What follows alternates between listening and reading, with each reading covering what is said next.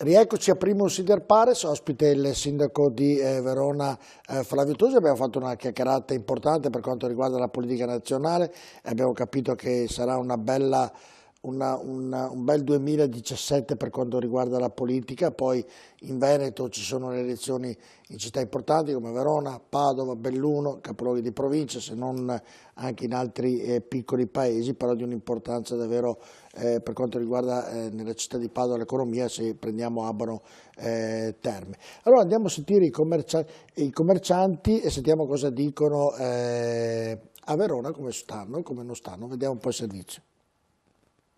Sono oltre 1 milione i turisti che nel corso dello scorso anno si sono recati a Verona per visitare le moltissime meraviglie del capoluogo scaligero, l'Arena e la Casa di Giulietta, le mete più gettonate, ma sono numerose le attrazioni che rendono Verona uno dei cuori pulsanti dell'intero Veneto ed è soprattutto il periodo natalizio ad attirare moltissimi visitatori che gravitano in particolar modo lungo le vie del centro storico e aumentano il flusso del commercio in città. Turismo e commercio, due concetti profondamente legati in terra veronese, a dirlo sono gli stessi negozianti che con le loro attività animano le vie del capoluogo veneto. Turismo è 12 mesi all'anno ormai, quindi credo che siamo ancora una città fortunata da questo punto di vista. Ovviamente è tutta una cosa turistica, nel senso che prevalentemente viviamo di turismo. Ovviamente poi nel periodo invernale comincia a diminuire anche la gente, però di solito comincia a rialzarsi poi nei primi mesi tipo di dicembre in su. Problemi non ce ne sono, insomma, anzi adesso con le luminarie c'è solo, diciamo, una bella vista e la città, insomma, più illuminata, più bella, insomma. La situazione è abbastanza florida, diciamo che credo il Comune abbia lavorato bene, soprattutto diciamo online, si è venduta bene la città. Certo che quando si dice, esempio, 100.000 persone nel weekend dell'Immacolata a Verona, non è proprio a Verona, ma è qua in centro. Credo che nel periodo natalizio in particolar modo si senta abbastanza il loro appoggio, specialmente con le varie manifestazioni che fanno, banchetti che comunque attirano un sacco di persone da tutte le città d'Italia. Infatti specialmente nei periodi di weekend vediamo un fortissimo afflusso di turismo. Quando sindaco, io ho gli ospiti qui, sindaco Flavio Tosi, uno deve dire, uno fai delle domande un po' piccanti, fai delle domande, cerca di provocarlo, e uno ascolta queste interviste che sono prese casuali, non conoscendo il territorio di Verona in maniera approfondita, ti accorgi che tutti dicono sembra una favola, cioè non mi sembra nemmeno vero il giorno di oggi, e lei può dire tutto quello che vuole, magari delle volte quando la criticano è brutto, però anche il complimento fa parte, è giusto che uno se lo prenda tutto, insomma. Beh, allora intanto ringrazio, del resto appunto i numeri noi adesso abbiamo in corso, i mercatini di Natale che l'anno scorso hanno portato più di 1 milione di presenze, che non vuol dire pernottamenti a Verona viaggiamo, i pernottamenti turistici 1,6 milioni, 1,7 milioni, in crescita costante ogni anno. A parte una parte di extraalberghiero che non si riesce a calcolare, quindi saranno parecchi di più. Però i mercatini di Natale l'anno scorso sono venute calcolate con i flussi delle macchine che entravano e uscivano dai caselli. Poi li vedremo. Più di 1 milione di persone l'anno scorso ai mercatini di Natale. Quest'anno saranno di più, anche perché abbiamo la mostra di Picasso a Palazzo Forti e la mostra dei Maya in Gran Guardia, e la mostra dei presepi in Arena, quindi c'è un'offerta turistica impressionante. E del resto, se uno ormai da gennaio a dicembre viene in Piazza Bravi, a Mazzini, nella zona del centro, c'è pieno di turisti. Quindi si è investito bene su grandi eventi, grandi manifestazioni, sulla promozione internazionale. Oggi noi a Verona, quando io mi sono insediato sindaco, c'erano 14 concerti in Arena di musica extralirica, quindi vuol dire concerti pop, rock, eccetera. Adesso quest'anno siamo arrivati a 43. L'anno prossimo potrebbero essere anche di più e il livello di questi concerti è un livello straordinario, cioè con gente che viene da tutta Italia e talvolta da tutta Europa.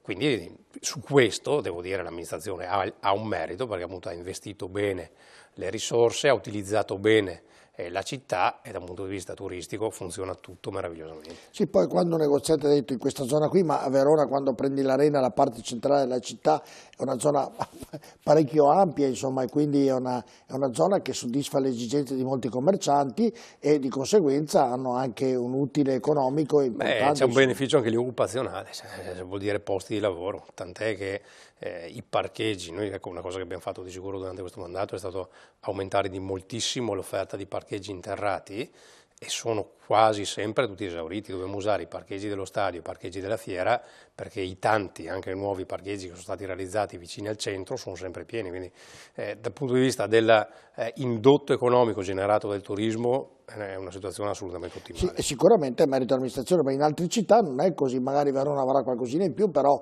c'è anche la bravura dell'amministrazione sotto questo punto di vista, che è giusto anche riconoscerlo. Sì, immodestamente devo dire di sì. Sì.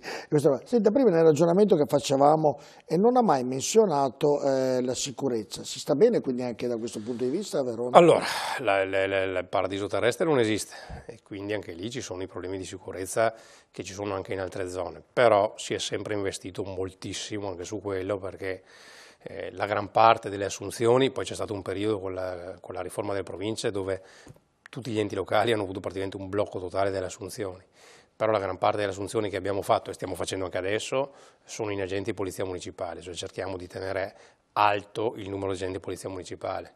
Adesso, fra l'altro da un paio di settimane, nei principali parchi cittadini abbiamo assunto delle guardie giurate armate che girano nei parchi, ed è una presenza importante, perché appunto una volta c'erano più agenti delle forze dell'ordine che sono calati, una volta c'erano le pattuglie miste con l'esercito che adesso non ci sono più, perché la scelta, giusta o sbagliata che sia, è di dedicare i militari ai siti sensibili, quindi sono all'aeroporto, sono alla sinagoga, sono allo stadio in determinate occasioni, sono vicino all'arena, però non pattugliano il territorio come una volta, quindi siccome c'è una minor presenza delle forze dell'ordine e delle forze armate, e allora abbiamo appunto investito di più sulla polizia municipale, abbiamo appunto addirittura investito sulle guardie giurate, che allora da un pezzo sono a bordo di pullman, perché i pullman cittadini è da un bel pezzo che abbiamo inserito le guardie giurate anche lì, quindi abbiamo investito, ci sono più di 300 telecamere ormai attive in città, quindi c'è un sistema che, ripeto, non è perfetto, perché non potrebbe esserlo, magari lo fosse, però dove la sicurezza percepita è molto più alta che altrove. E la situazione migranti?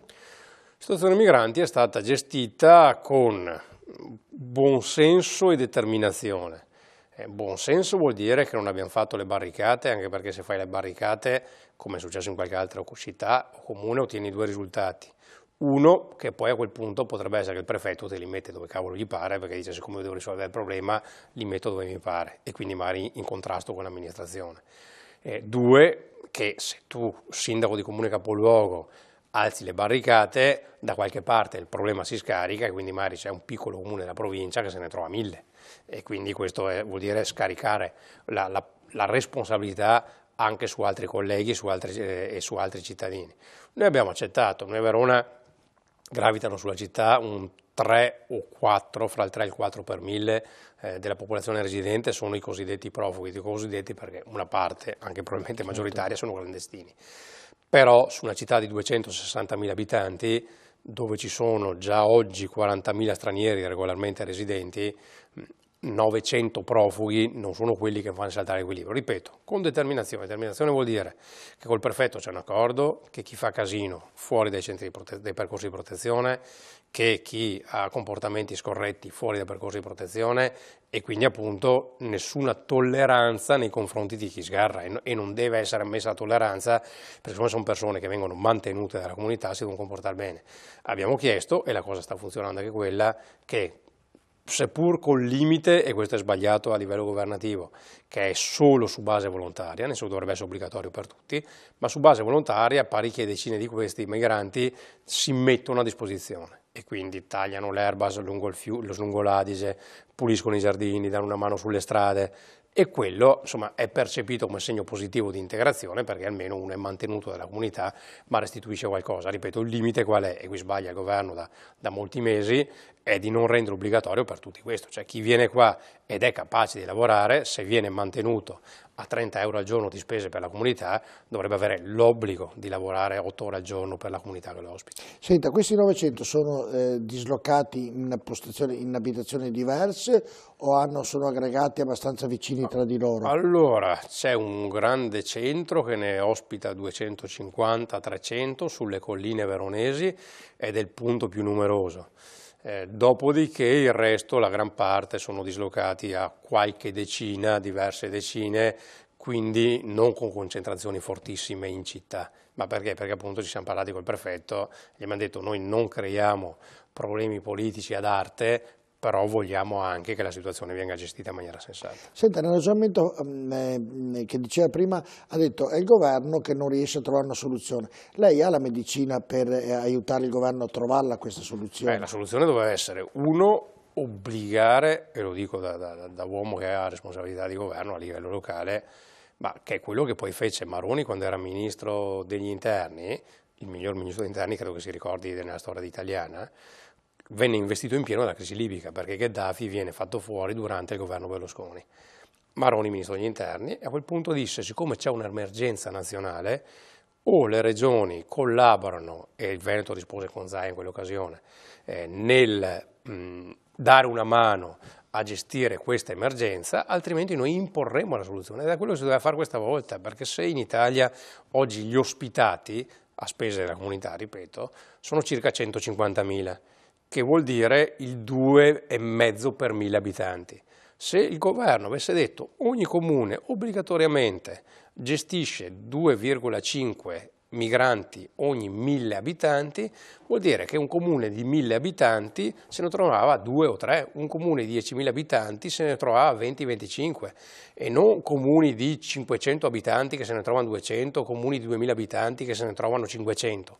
E quindi in questo il governo ha sbagliato nel non imporre l'accoglienza diffusa, perché se non impone accoglienza diffusa e speri in buona volontà, succede appunto che poi ci sono comuni che ne hanno 0 e comuni che ne hanno un'infinità, e questo è un errore. L'altro errore, l'ho detto prima, doveva essere obbligatorio il lavoro gratuito a favore di chi ti ospita. Terzo, che bisognava fin da subito implementare ed accelerare le procedure per il riconoscimento dello status, perché se uno è profugo e quindi ha riconoscimento di rifugiato politico oppure le protezioni sussidiarie che ci sono, umanitarie, ha diritto a stare. Se non ha lo status deve essere espulso e essere allontanato. Uno Stato non può metterci 1 anno e mezzo a valutare la domanda di accoglienza, perché una persona sta lì 1 anno e mezzo e costa 1.000 euro al mese. È giusto quello che ha detto Berlusconi pochi giorni fa, quando ha detto io quando ero al governo ero amico di Gheddafi e ho fatto mettere da Gheddafi 6.000 uomini al confine di non far venire i profughi. Una volta dato via io e sono arrivati i profughi. È vero quello che dice Berlusconi? No, in realtà sono arrivati anche durante il suo governo, perché lo ricordavo prima. Dice di no. I numeri sono quelli, se uno si va a guardare esattamente l'anno 2011, perché Gheddafi viene fatto fuori in marzo, in aprile del 2011, e in quel momento ripartono gli sbarchi dalla Libia, in quel momento c'è l'emergenza. Basta andare in internet e guardarsi Repubblica, anziché il Corriere, i grandi quotidiani nazionali dell'epoca, si trova tutta la cronistoria. La dichiarazione che ha fatto lo so, ma io mi ricordo i numeri e i dati perché già allora ero sindaco e quindi mi ricordo insomma qual era la situazione. Però è vero che prima che Gheddafi venisse fatto fuori, Berlusconi aveva stretto con Gheddafi un accordo intelligente, pragmatico, dove l'Italia monetizzava questo accordo, perché Gheddafi chiese che l'Italia realizzasse autostrada, insomma opere pubbliche a favore della Libia, e la Libia si impegnava a non farli partire. Ripeto, questo accordo saltò nel momento in cui venne fatto fuori Gheddafi, che è lo stesso accordo che ha fatto adesso l'Europa con la Turchia.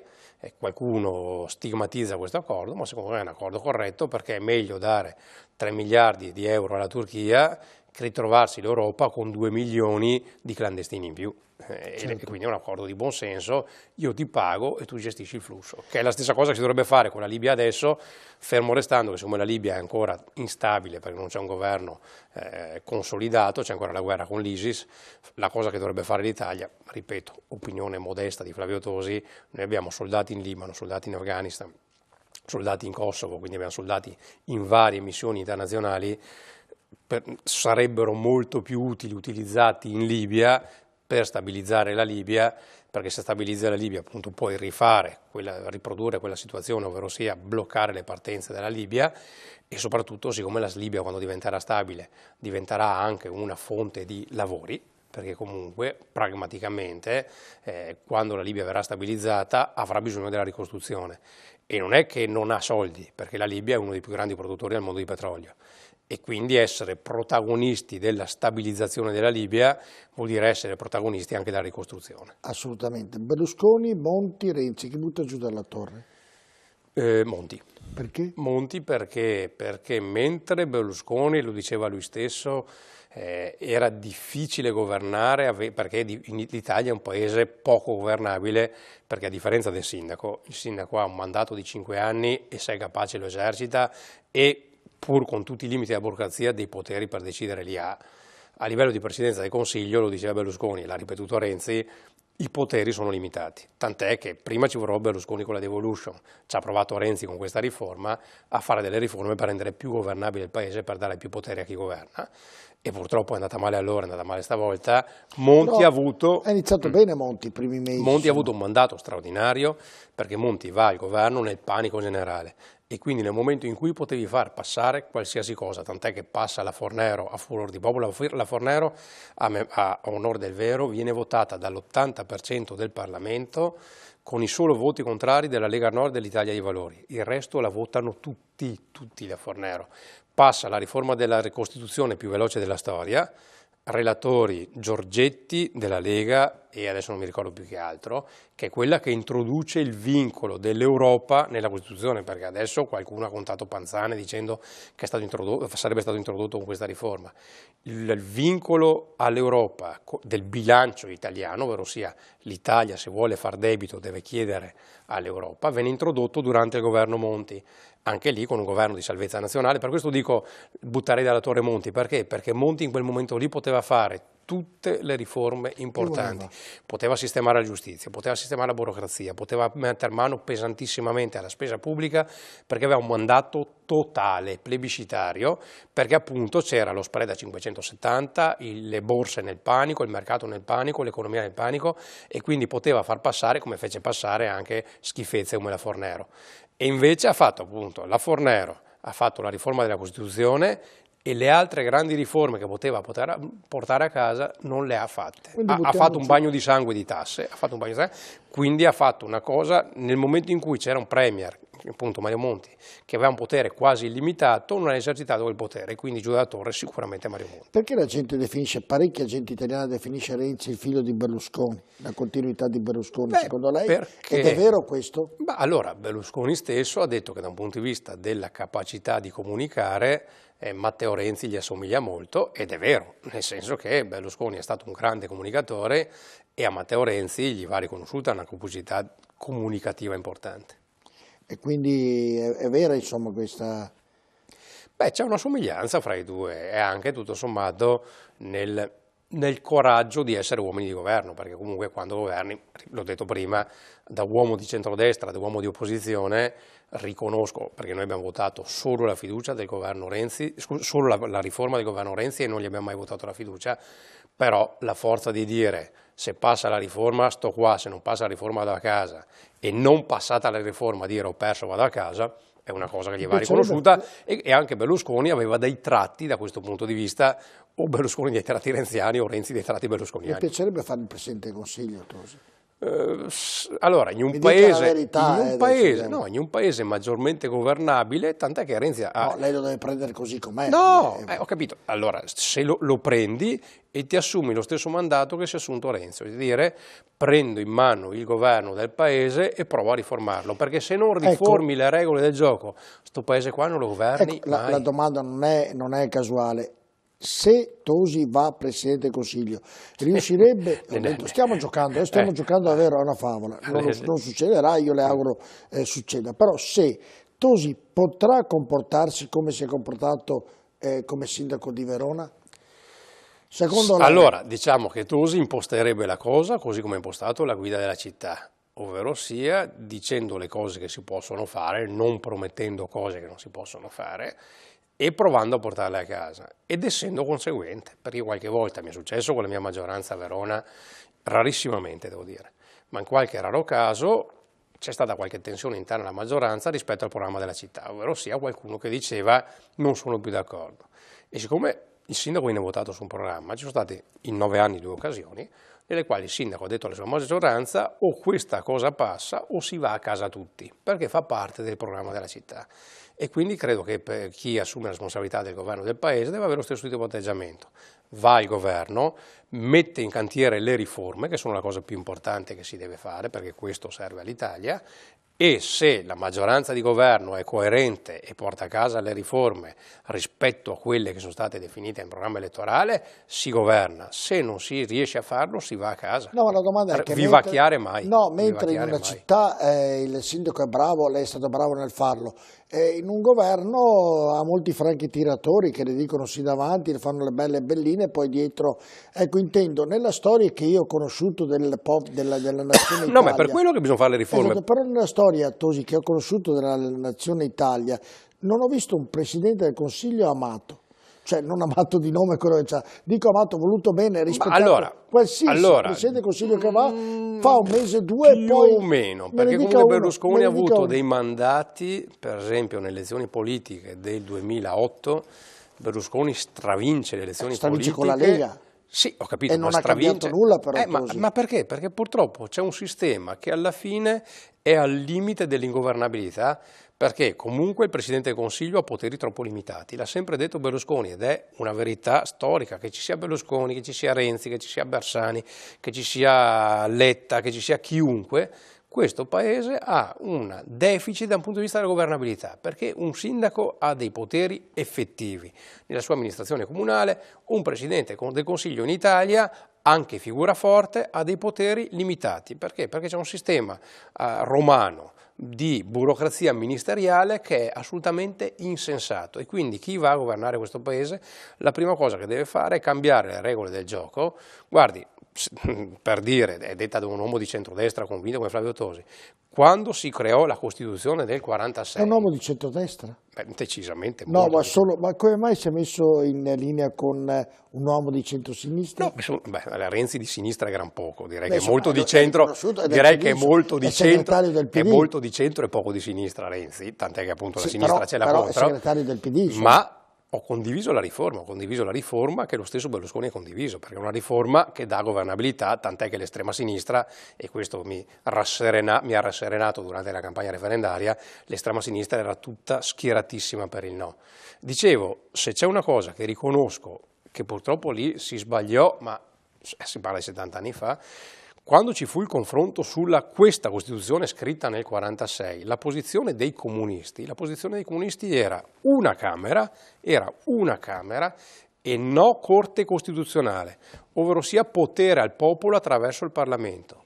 Devo riconoscere da uomo di centrodestra che quella posizione della sinistra di allora, che se fosse passata, e non passò perché la Democrazia Cristiana temeva che le elezioni politiche del 1948 potessero essere vinte dalla sinistra e quindi che l'Italia finiva con un governo forte di sinistra sotto l'Unione Sovietica e quindi si fece una Costituzione che è quella che è oggi purtroppo dopo 70 anni, ma se passava quella posizione di dire una Camera sola e niente costituzionale, voleva dire un Parlamento forte, un governo forte, un paese governabile. Se si dovesse ritornare indietro forse andava sposata quella posizione. Andiamo in pubblicità, poi abbiamo l'ultimo break e poi lascio andare a Verona tranquillamente. Tra poco rimanete con noi.